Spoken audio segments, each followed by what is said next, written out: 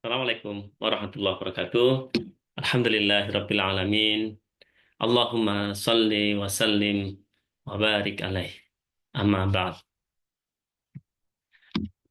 Sobat pejuang yang dirahmati Allah, alhamdulillah di kesempatan kali ini di akhir tahun 2024 kita masih diperkenankan oleh Allah untuk membersamai manajemen Rumah Sakit Al-Irsyad terutama menyiapkan terutama mengevaluasi dan menyiapkan strategi kita di 2025 ke depan. Salah satu upaya yang akan kita lakukan bersama adalah merefresh struktur organisasi Rumah Sakit Al-Irsyad di tahun 2025.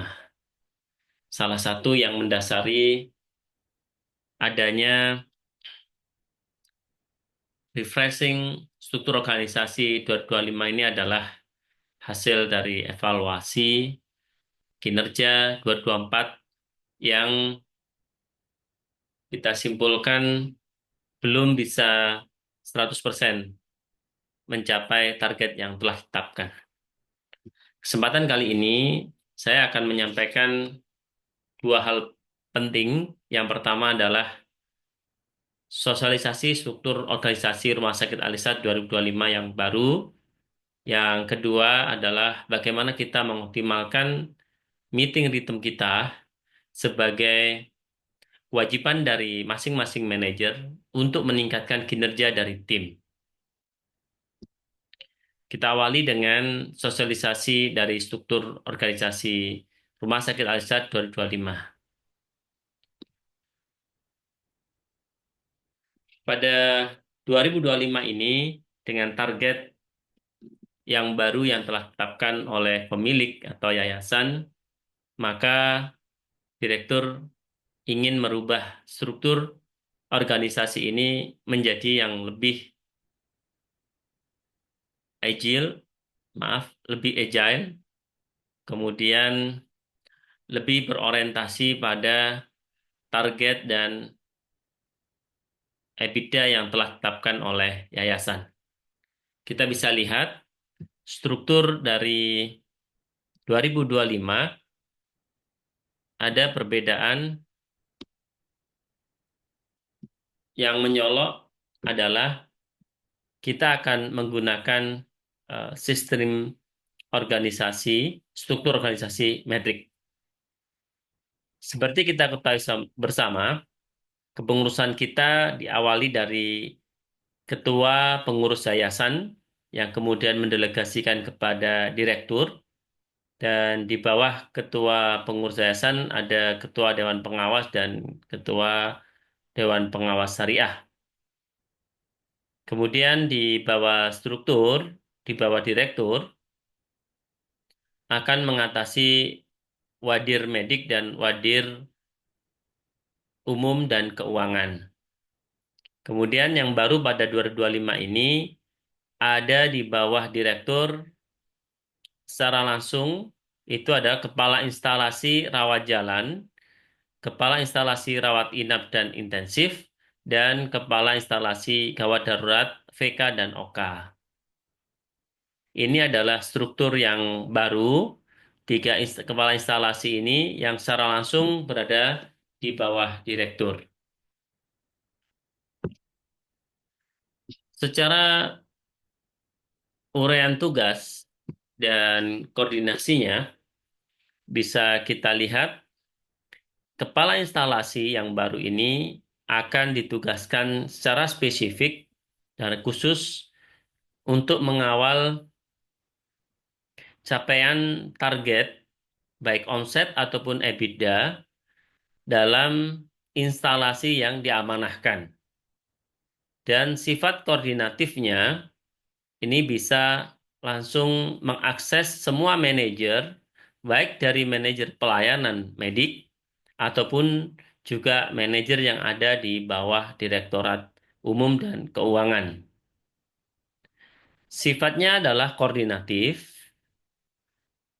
dan memberikan solusi atas kendala-kendala operasional dalam rangka untuk pencapaian target dan EBITDA dari masing-masing instalasi yang diamanahkan. Secara langsung, kepala instalasi akan bertanggung jawab untuk pencapaian target dan EBITDA kepada direktur, dan secara operasional dia akan secara langsung berkoordinasi dengan supervisor dan juga manajer-manajer baik yang ada di Direktorat Medik ataupun di Direktorat Umum dan Keuangan. Secara fungsional, para manajer lah yang berhak untuk menentukan dan mengeksekusi usulan-usulan perubahan-perubahan yang disampaikan oleh kepala instalasi Rajal, Ranap, ataupun gawat darurat VK dan OK. Jadi kepala instalasi mempunyai kewenangan lebih besar untuk menentukan strategi taktis pencapaian target dan EBITDA, dan dia akan disupport oleh seluruh manajer baik dari pelayanan ataupun dari Direktorat Umum dan Keuangan. Secara fungsional, maka koordinasi supervisor tetap ada di bawah para manajer. Dengan demikian diharapkan masing-masing manajer tetap berfokus pada target fungsi masing-masing manajer untuk mengoptimalkan supervisor-supervisor yang ada di bawahnya sesuai dengan KPI manager dan supervisor. Namun demikian, kepala instalasi diharapkan bisa lebih menajamkan target-target KPI dari masing-masing supervisor dan manajer dalam rangka untuk pencapaian target omset dan EBITDA dari masing-masing instalasi. Ini menjadi tantangan bagi kita bersama di 2025, di mana koordinatif untuk proyek-proyek pencapaian target dan EBITDA yang dikomandani oleh kepala instalasi harus disokong dan harus disupport penuh oleh semua manajer terkait. Sehingga di sini para manajer bisa langsung berkoordinasi tanpa menunggu instruksi dan perizinan dari direktur dengan para instalasi rawat jalan, rawat inap, dan rawat gawat darurat VK dan OK.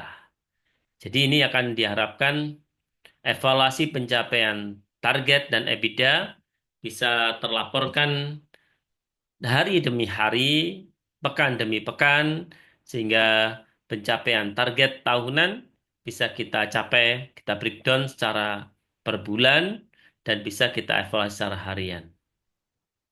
Tentu ini menjadi hal yang baru bagi kita bersama untuk bisa mengadaptasikan dengan gaya koordinasi yang lebih intens dibandingkan yang sebelumnya. Untuk itu, maka diperlukan budaya adanya meeting rhythm dari semua manajer dan supervisor yang ada. Meeting rhythm ini adalah sebuah kegiatan yang akan menjadikan masing-masing manajer, supervisor mendapatkan data-data masalah-masalah harian, dan harapannya bisa dimunculkan solusi-solusi dari masalah harian itu sehingga tidak menjadi akumulasi dari menjadi masalah pekanan. Kalau dibiarkan akan menjadi akumulasi masalah bulanan, dan kalau dibiarkan akan menjadi masalah tahunan. Dan sebaliknya, jika masing-masing supervisor dan manajer mampu memecahkan masalah harian, maka harapannya permasalahan pekanan itu pun bisa dipecahkan dan akhirnya permasalahan tahunan pun akan menjadi terantisipasi sejak awal.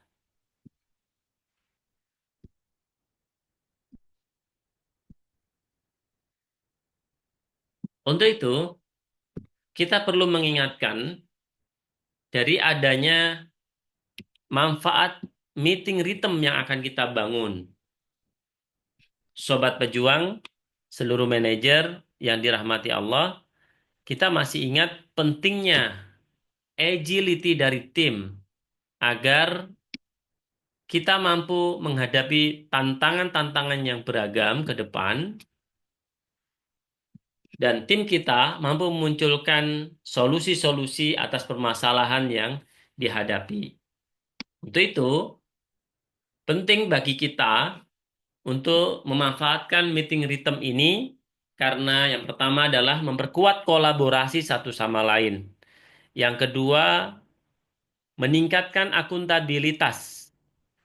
Seorang manajer sebagai pimpinan dapat diketahui oleh tim menjadi orang yang paling inisiatif untuk mengetahui permasalahan yang ada dan berikan solusi atas permasalahan yang ada.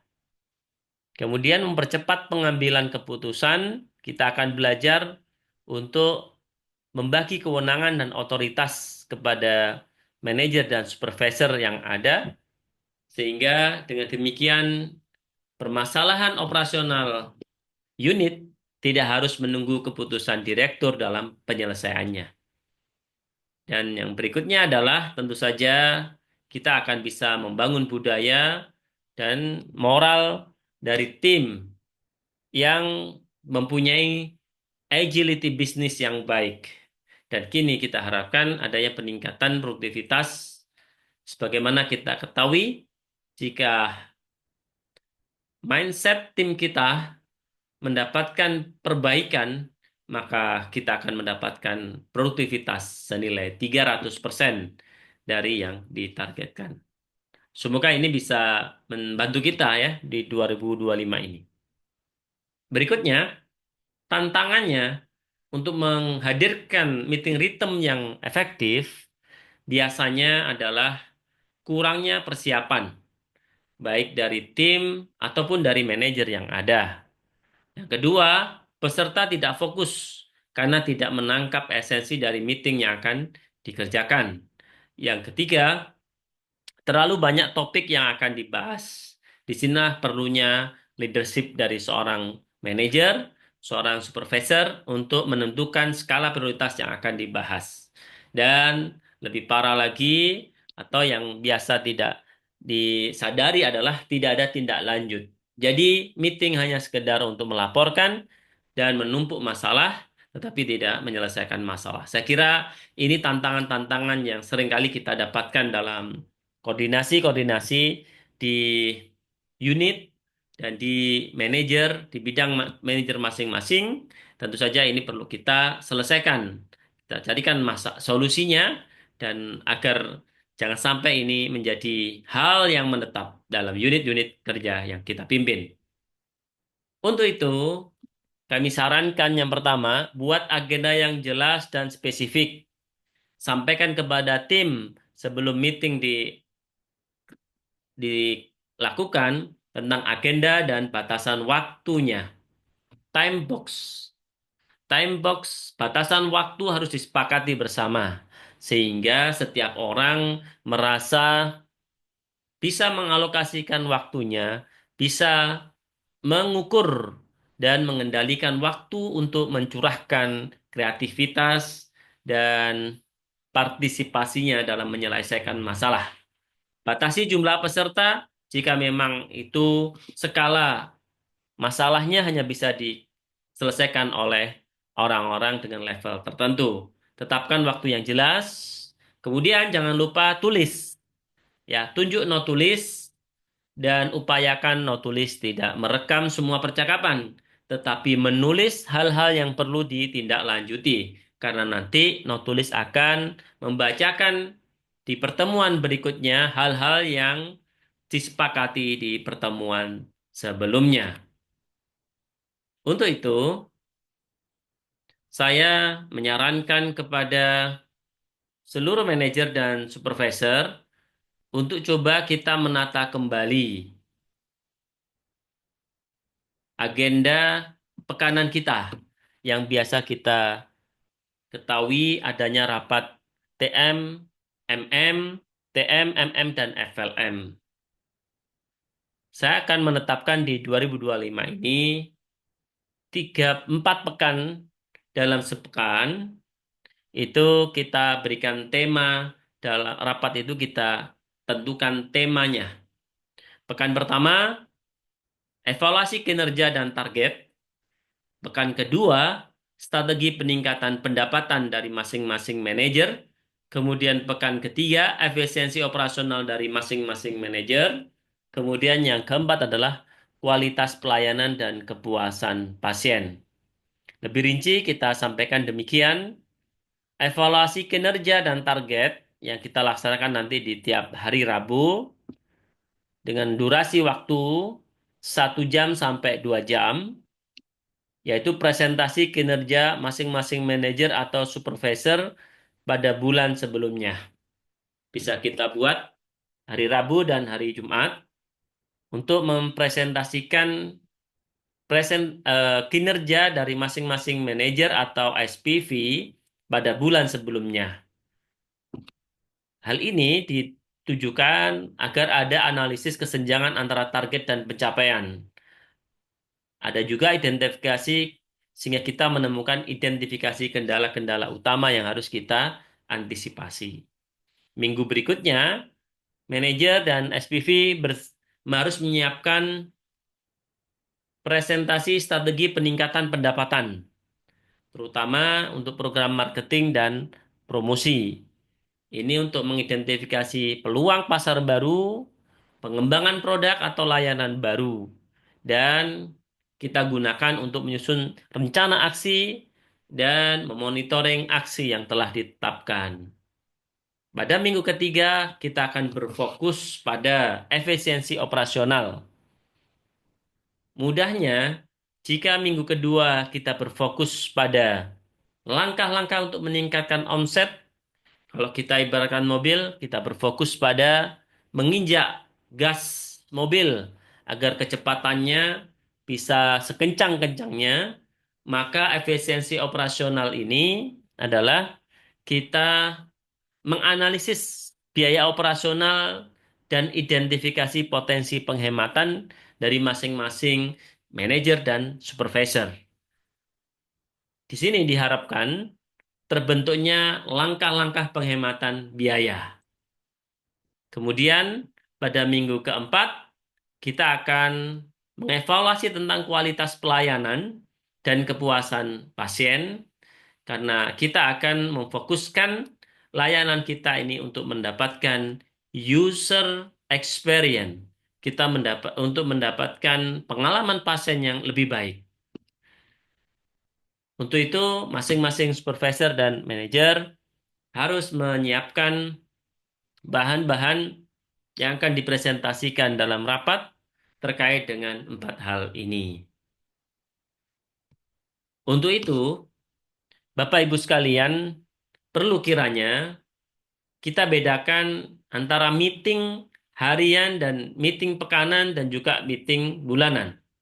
Mana meeting report dan mana meeting koordinasi. Meeting report adalah kita mengajak tim untuk menyampaikan temuan-temuan yang ada yang sifatnya adalah informatif. Hal ini digunakan atau ditujukan agar supervisor dan manajer bisa mendapatkan kondisi existing, bisa mendapatkan laporan lapangan secara jelas dari tim pelaksana, sehingga bisa mengukur kekuatan, kelemahan, dan juga peluang yang sedang dihadapi saat ini.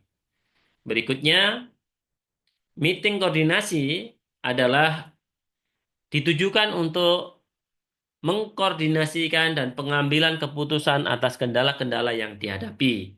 Sifatnya bisa tatap muka ataupun virtual, namun tetap tertulis. Hasilnya adalah keputusan dan tindakan. Hasilnya adalah adanya kebijakan yang diusulkan oleh manajer dan supervisor kepada pimpinan rumah sakit atau direktur, yang fokusnya adalah untuk memecahkan masalah dan merencanakan tindakan-tindakan preventif berikutnya. Ini meeting rhythm yang harus kita bangun dalam manajemen Rumah Sakit Al-Irsyad 2025. Kita perlu untuk mengedukasi tim mana meeting report dan mana meeting koordinatif. Pada pelaksanaan meeting report, harusnya durasinya tidak terlalu panjang, antara 10 menit sampai 30 menit, dengan tujuan untuk penyampaian informasi kepada supervisor ataupun manajer. Sedangkan meeting koordinasi, ini durasinya lebih panjang, bisa 60 menit sampai 120 menit atau 2 jam, karena diharapkan terjadi koordinasi dan pengambilan keputusan kebijakan yang akan diusulkan kepada direktur. Demikian Bapak Ibu Sobat Pejuang Rumah Sakit Al-Irsyad, para pimpinan, manajer, dan supervisor Rumah Sakit Al-Irsyad, saya berharap perubahan struktur ini menjadi tantangan bagi kita bersama untuk meningkatkan koordinasi satu di antara yang lain, meningkatkan komunikasi, dan menumbuhkan ya, kreativitas tim untuk bersama-sama menyelesaikan permasalahan yang ada dari Rumah Sakit Al-Irsyad. Harapan saya materi ini menjadi bahan awal dari diskusi yang akan kita laksanakan pada esok hari saat kita meeting, sosialisasi, dan evaluasi meeting rhythm 2024 Rumah Sakit Al-Irsyad. Sekian, semoga Allah memberikan kekuatan kepada kita untuk melaksanakan kebaikan budaya yang baik ini, menumbuhkan kinerja yang positif di Rumah Sakit Al-Irsyad. Billahi taufik wal hidayah. Wassalamualaikum warahmatullahi wabarakatuh.